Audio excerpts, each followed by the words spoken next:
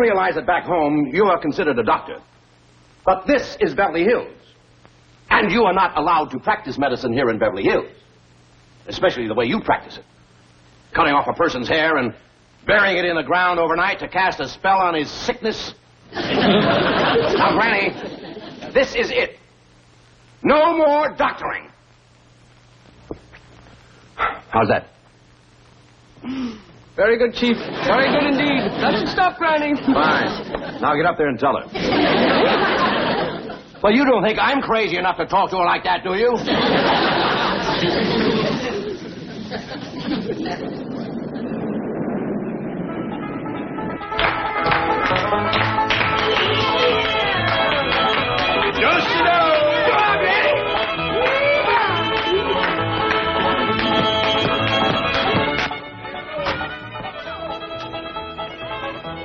Where it is? At this hour of the morning?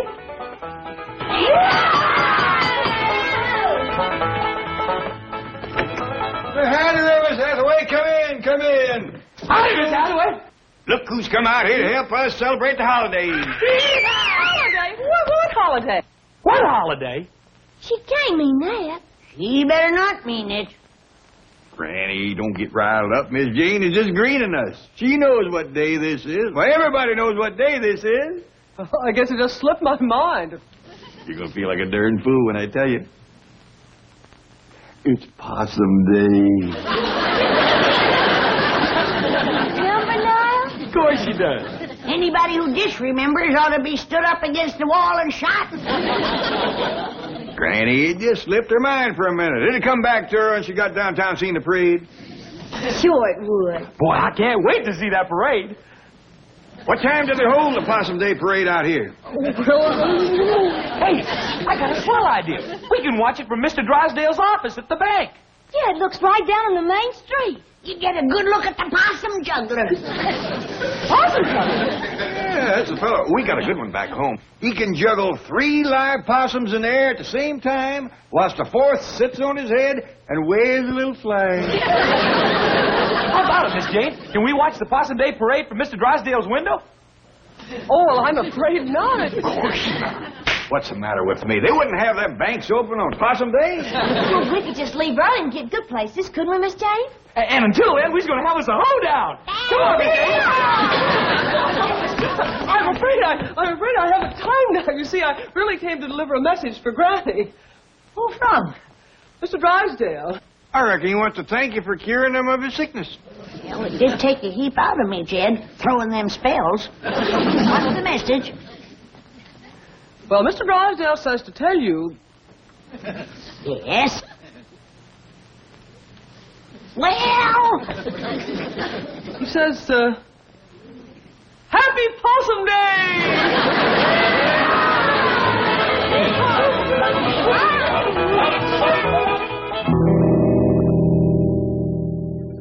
Roy, will you relax? What are you complaining about? She whacked off my hair, too, didn't she? But I am a doctor. Do you have any idea what I've been going through this morning? The lawnmower? Now remember your Hippocratic oath? I have a few oaths for you that Hippocrates never even heard of. If word gets out that my hair was snipped off, buried by a little hillbilly witch doctor to cast a spell on my sickness, do you think I'd have one patient left? Yes, I see what you mean. They'll all be going to her. Drysdale, I am going to the state medical board, and when they get through with that little woman, she won't be able to prescribe an aspirin for her own headache. Oh, Roy, will you relax? I've already taken care of that. You have? My exact words you heard this morning, this very morning, I said, Granny, this is it. No more doctoring. And what did she say? Well, I won't know till my secretary gets back. You sent your secretary to tell her that? Well, she's much more persuasive than I am. She knows how to handle them. So do I. Roy! Dr. Clyburn to you. Doctor, I appeal to you as a poor, helpless patient. You don't even appeal to me as a rich, helpless patient. If you make trouble for the Clampetts, I'll be facing major surgery. What major surgery? The removal of $35 million from my bank. Without an anesthetic. Oh, here she is. Tell the doctor you gave Granny my message. No more doctoring, and she agreed. Well, you heard her. Now get back to your office and forget the whole thing. I want to hear exactly what you said to Granny and what Granny said to you. Well, upon my arrival at the Clampett mansion, imagine my surprise to find them arrayed in their Sunday finery and having a square dance. Look who's here to help us celebrate the holiday, exclaimed Mr. Clampett, happily. What holiday? I inquired, innocently. Possum Day, he replied, earnestly. Well, you... Never mind the Tom Swift dialogue.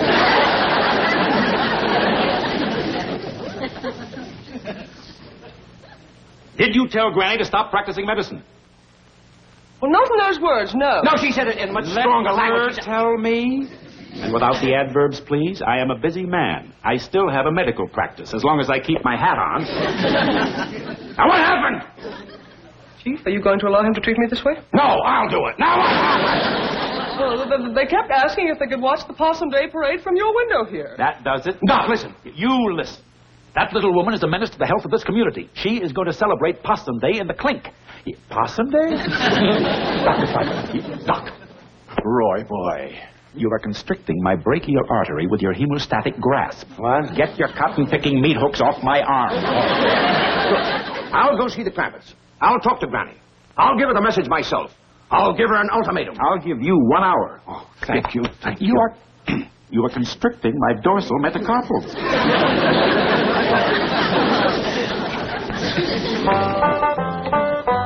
What all you got in here, Granny? Oh, just a few victuals to nibble at the parade.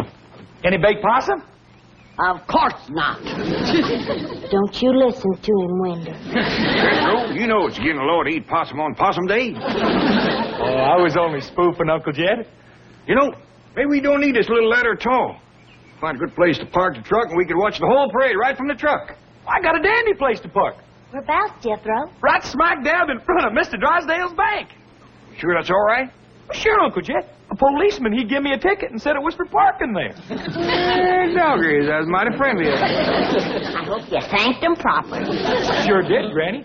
Why, he said he was just giving me a $5 ticket this time, but next time he's going to give me a $10 ticket.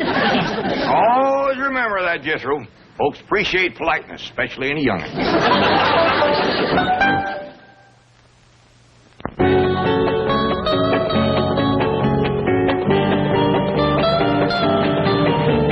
What else can happen to me today? Now, Chief, don't get so upset. Come on, faster, faster. Well, I reckon that's everything. Come on, let's get going. Oh, I'm so excited. This is the first time we ever watched a Possum Day parade in Beverly Hills. Yeah, I reckon they do it up proper out here. Oh, hey, Uncle Jed, shouldn't we bring along old Duke? I don't reckon that'd be such a good idea. What do you think, Granny? I don't think so. The way he's been eyeing old Wendell here.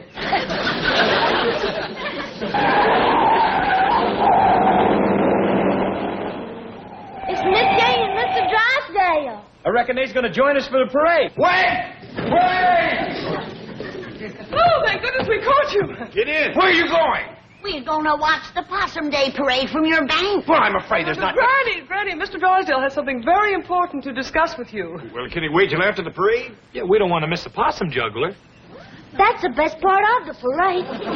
But there isn't going to be... I believe the medical crisis can't wait, not even for 1 hour. Oh, yes. Granny, may I speak to you alone? Oh, yes, you go on inside. I'll be right in.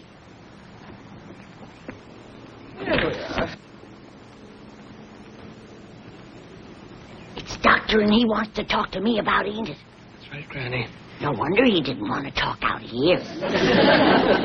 We ain't gonna be late for the parade, are we? No, Ellie. But the morning's going fast. In all the history of Beverly Hills, there has never been a Possum Day parade in the morning. What's the trouble? Granny, I don't know exactly how to say this. I hope you won't be upset. Now, when you've been a doctor as long as I have, there's nothing you haven't heard. Say, that does look a little raggedy, doesn't it? You better come on out and let me whip you up a poultice for your head. No, please. No more medicine, especially not today. Mr. Drysdale, a doctor's duty never stops. Even on Possum Day. Granny, that's what I'm here to talk to you about. You see, cutting off a person's hair and burying it in the ground to cast a spell is not the approved method of practicing medicine here in Beverly Hills. I don't like it myself, but not having the proper medicine, I had to make do with old-timey ways. But I got enough for a poultice for you. No, Granny, I'm sorry. You'd like to have your hair back, wouldn't you? Well, not after it's been in the ground overnight, no. I mean to grow back. Oh, it will. It'll probably take a month or so. Not if I make you one of my hair-growing poultices. Granny, that's what I'm trying to tell you. You cannot do that anymore. Not out here. I can't, huh? Jed! Come in here! Oh, please, don't go back home. Don't leave Beverly Hills. Work out something. Yeah, Granny? Remember I whacked off Jed's hair clear across the back there? Yes? Show him what my hair-growing poultice did for you, Jed.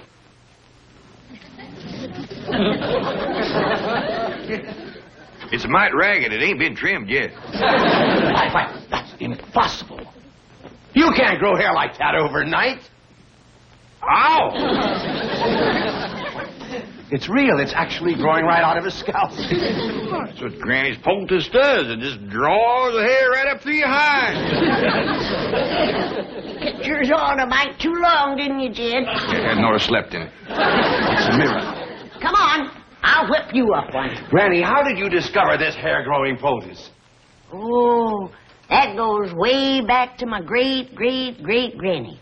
You see, in her day, they had considerable trouble with the Indians.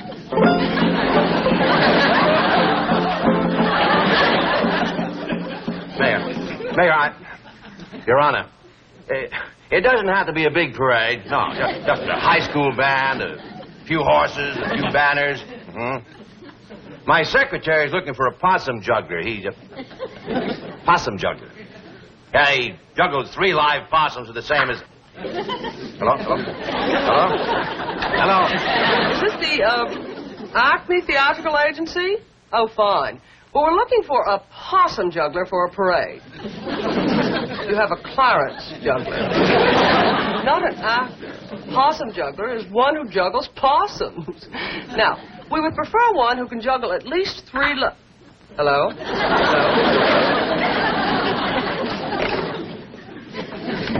Oh, Dr. Clyburn. What a pleasant surprise.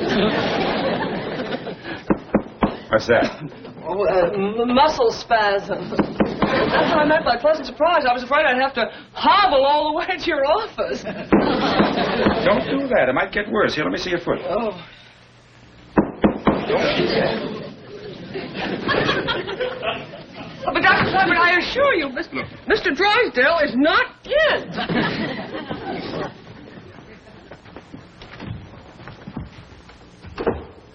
See?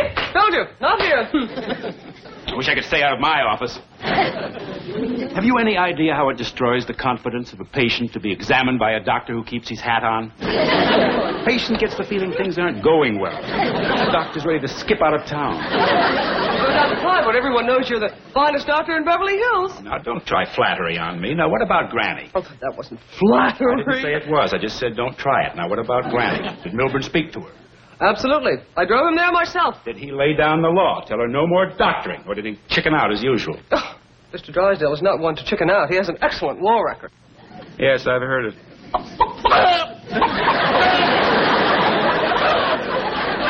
I resent that, Clyburn. I'll have you know I was decorated. Yes, and I see you're still wearing it. What is that? But, Oh, this. Well, my head was cold. I presume that's why you were hiding under the desk? As a matter of fact, it is. Now, I'm busy. Get going. What about Granny? I took care of Granny. I want the truth. What shall I do, swear in my honor as a banker? No, I want the truth. You don't have to worry about Granny. Now, go back to your own office. I'm busy. Well, I am running late. But if I hear as much as one rumor about Granny... Oh, howdy there. Hey, they's both here, Granny.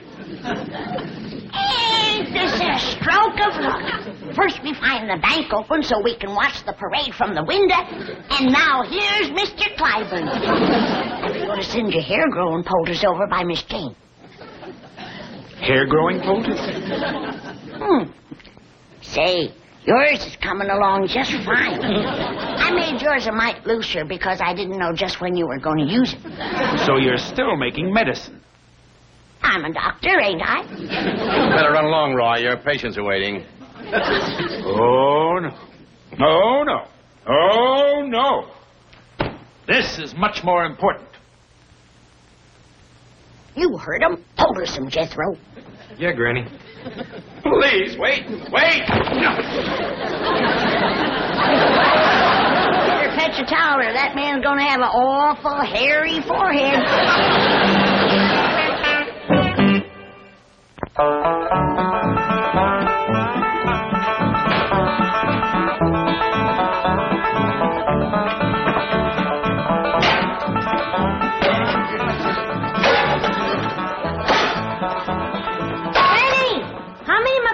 Take back home with me. None that you didn't bring with you. I don't want nothing around that's going to remind me of this miserable place. Well, how about my skunk? He won't take up no room. Leave him here. Well, he might get kind of lonesome. They ain't got many skunks in Beverly Hills. There's plenty of the two-legged kind. Like that ungrateful, good-for-nothing Clyburn feller. Say, Granny, it's coming on for nightfall. What you say we all get a good night's sleep and we start out for home first thing in the morning? I ain't spending one more night in this Beverly Hills, and that's that. I'm going back home, where folks appreciate you doctoring them back to health and put hair on their heads. That Clyburn fella was plumb ungrateful, was he? Downright nasty. Why, he's claiming that he wasn't even sick when he came here yesterday. He says that Jethro put him to bed against his will. Why, he's even claiming that he's Mr. Drysdale's doctor. You don't say. I cured them both. Now he's wanting all the credit. Granny, let him have the credit. It ain't that, Jed. But it's the meanness of the man. Why, he yanked my poultice off his head and throwed it out the window. Then he poked his finger in my face, and he says he's going to get after me with a doctor's board. What's a doctor's board? I don't know. But it must be big. He says 4 doctors sat on it. That's when Jethro came in. Right, Jethro? Yes, sir, Uncle Jed. I said, you take a board to my granny, and I'll bust it over your head. I don't care how many doctors is sitting on it. Well, I reckon he was considerable provoked to see that. I was pretty provoked myself waiting outside. Why, what happened to you? Well, as you know, this policeman give Jethro here a ticket for parking in front of the bank. A $5 ticket. Well, when a policeman come by and tried to give me another ticket, I said, no, thank you, we already got one. It's all the same to you, I'll take the money. Well, he commenced to mean-mouthing me, and I said, now, hold on there. If that's the way you're going to be, we won't take your money or your ticket. What did he say to that? He asked me if I want to come down to the station with him, and I said, no, I don't want to miss the Possum Day parade. Well, what did he say to that? He said there wasn't no Possum Day. No Possum Day? That's what he said. These folks don't appreciate nothing out here. Jethro, you call Mr. Drysdale at his bank, and you tell him to send over your Uncle Jed's $35 million right away. We want to take it with us. Yes, Granny. And none of that paper stuff. We want real money. Silver. But, Jethro, listen to me. There is a Possum Day, and there will be a parade. Mr. Drysdale's working on it right now. All right, Mayor. Now, look, how about this? A couple of elephants, calliope, a few lousy balloons. Is that too much to ask? Now, suppose we put your name on the balloon. Election's coming up, you know. But, Jethro, please, you can't leave tonight. Oh, let me talk to Granny. All right. One small elephant, a few balloons, and a possum juggler. Possum juggler. But Granny, $35 million in cash. You can't possibly. You want it in what? Nickels, dimes, and quarters. Hello? Hello? Hello? Granny? Hello? Hello? Well, the Possum Day parade's all arranged. First thing tomorrow morning. Let's see, we're going to have an elephant. Too late, Chief? The Clampetts are leaving. No. Tonight. No. And taking their money. No. I thought I'd drop by on my way to the medical board. They'll have my report in case Granny tries to practice medicine again. How many doctors did you say were on that board? 4, all top men. Well, you're going to need all 4. Oh, Chief, remember you're a bank president. Allow me to hit him. What's the matter with you two? Look, Milburn, aren't you content just to look like an idiot? You have to act like one, too. And will you take off that silly-looking baby bonnet? Hair. Chief, you've got hair. Hair where? Of all places, on your head. Granny's poulticed. It works. Look who has hair. And who has It is a medical impossibility to so stimulate the cranial integument as to produce in a few short hours more than a microscopic filamentous outgrowth of modified epidermic tissue known as hair. She did it.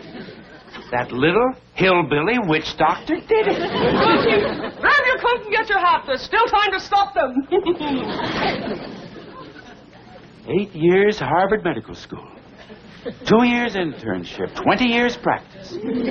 30 years of accumulated scientific knowledge. Right down the old tube. Wait! I'm going with you. I want a POTUS! I won't do it in that stack. Please, Granny, I need my hair. You can't refuse me. You're my doctor. Hey, Granny, guess what? They do have Possum Day out here. They just celebrate one day later than we do. Yeah, and they're going to have a parade tomorrow morning. And Mr. Drysdale and Miss Jane say we can all be in it. And them too. We might even let him in it. I played bass drum in the Harvard band. I was once a drum majorette. It would be a bit of a shame to have him march in the Possum Day parade looking like that. Yes, it would. All right. I'll make you a poultice and you can sleep in it tonight. Thank you.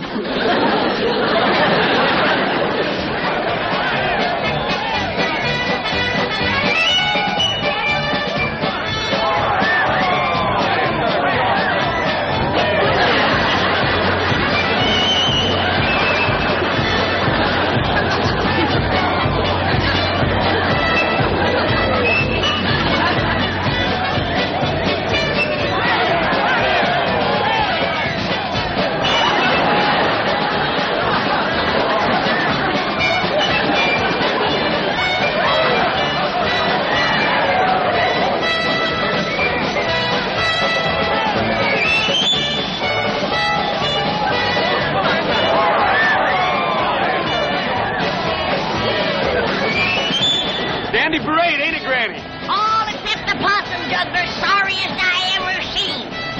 Well, she's doing the best she can.